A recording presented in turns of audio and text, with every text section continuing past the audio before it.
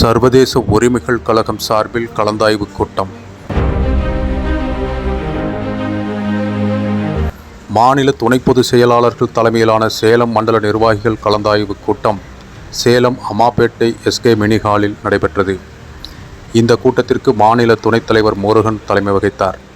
மாநில இணை பொதுச் செயலாளர் ஐயனார், மாநில அமைப்பாளர் வெங்கடேசன் ஆகியோர் முன்னிலை வகித்தனர். மாநில அமைப்பாளர் தேவகுமார் வரவேற்று பேசினார். மாநில அமைப்பு செயலாளர் கோல்டு தேவா என்கின்ற கே தேவராஜ் சிறப்புரை ஆற்றினார்.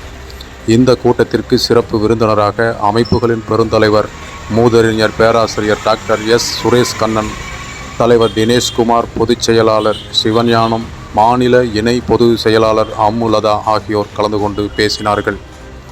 மூதறிஞர் டாக்டர் எஸ் சுரேஷ் கண்ணா பேசுகையில், பொதுநல நோக்கத்துடனும் சேவை மனப்பான்மையுடனும் சர்வதேச உரிமைகள் கழகம் செயல்பட்டு வருகிறது. சுயநல நோக்கத்துடன் இருப்பவர்களுக்கு அமைப்பில் இடமில்லை எனவும், சுயநலன் நோக்கத்தோடு செயல்படும் நபர்களை அமைப்பில் நிர்வாகிகள் யாரும் இணைக்க வேண்டாம் எனவும், ஏற்கனவே அப்படி இணைந்து சிலர் செயல்பட்டு வருவார்களேயானால் அவர்கள் அமைப்பிலிருந்து வெளியேற்றப்படுவார்கள் எனவும் எச்சரிக்கை செய்தார்.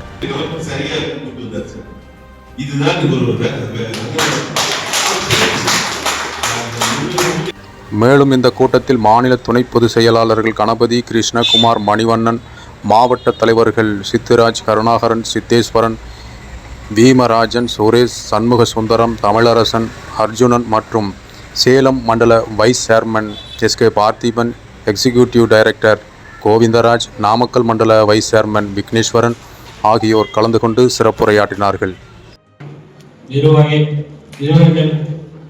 கலந்தாய்வு கூட்டத்திற்கு வருகை தந்திருக்கும் சர்வதேச உரிமை கழகத்தின் நிறுவன தலைவர் எங்கள் குரு, என்னோட குருநாதர் அண்ணன் சுரேஷ் அவர்களே, பொதுச் செயலாளர் திருஞானம் அவர்களே மற்றும் முருகன் அவர்களே, ஐயனார் அவர்களே, அனைவரும் வரவேற்று, இந்த அமைப்பு பொறுத்தவரை மனித உரிமை கழகம் என்ற ஒரு அமைப்பு வந்து பார்த்தீங்கன்னா 2000 காலகட்டத்தில் ஆரம்பித்து இன்று வந்து மனித உரிமை ஆணையம் என்ற ஒரு அமைப்பு இருக்கும். அதுக்கு பிறகு பார்த்தீங்கன்னா மனித உரிமை கழகம் தமிழ்நாடு கூட பேசுற அளவுக்கு ஒரு அமைப்பு வளர்ந்ததுக்கு காரணமே அண்ணன் சுரேஷ் கண்ணன் அவர்கள் தான்.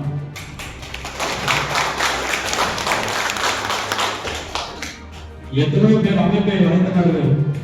அமைப்பு வந்து பார்த்தீங்கன்னா ஒரு விளம்பரத்துக்காகவும் ஏதாவது ஒரு சுயநலத்துக்காக நிறைய பேர் பார்த்தீங்கன்னா அமைப்பு வெளியில போனார்கள்.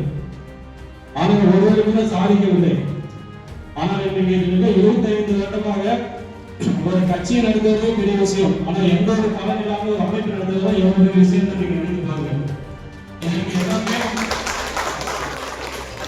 மேலும் இதில் அதிகாரிப்பட்டி பிரகாஷ், ஜெயம், முருகன், புதிய வெளிச்சம் அறக்கட்டளை நிறுவனர் ஜிவி தனபால், ஓசோ முரளி மற்றும் சேலம் மண்டல, மாநில, மாவட்ட நிர்வாகிகள் மற்றும் உறுப்பினர்கள் திரளாக கலந்து கொண்டனர்.